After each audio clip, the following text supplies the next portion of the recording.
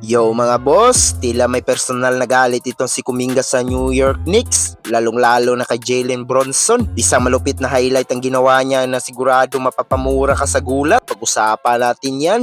Alam nyo naman itong si Bronson, sobrang dulas niyan sa court, pero dito sa game na to, para nakahanap siya ng katapat. Itong si Kuminga, ginamit yung pag-atleta niya. Tingnan nyo to, yung depensa ni Kuminga, parang linta. Hindi pinalusot si Bronson. May isang instance pa dyan na tila pinahiyan niya si Bronson sa harap ng Madison Square Garden crowd. Sabi siguro ni Kuminga, hindi uubra yung mga crossover mo sa akin boy. At hindi lang depensa, pati opensa, nag-aapoy. Yung talon niya parang may spring sa sapatos. Kitang-kita natin kung gaano siya ka-aggressive. Pag-drive sa basket, wala ng preno-preno. Akala mo naman ay may gustong patunayan sa dating team niya. Sa totoo lang, nakakahinayang para sa mga Warriors fans kung ganito pala ang ilalabas na laro ni Kuminga sa ibang team. Sayang yung potential, di ba? Pero para sa Hawks, jackpot sila rito. Pero heto na nga, yung highlight na talagang usap-usapan. Jalen Bronson tried to do his thing, pero Kuminga was just too fast, too strong, and way too nasty. Pinakitaan niya tayo ng move na hindi natin inaasahan. Kumbaga sa barkada, yung tipong tropa mo nakakala mo tahimik lang, biglang bumanat na malupit na crossover sabay sapaw sa tira mo. Ganon yung naramdaman ni Bronson dito. Wala ka magagawa kundi mapapakamot ka na lang sa ulo. Kaya kayo mga idol, ano sa tingin nyo? Malaking pagkakamali ba ng Golden State Warriors na pakawala ng isang Jonathan Kuminga? Kung ganito ang ipapakita niyang laro, comment nyo naman sa baba kung nasty ba talaga yung ginawa niya kay Bronson. Huwag kalimutan mag-like at subscribe para lagi ko yung update sa mga kwentuhan basketball. Hanggang sa muli,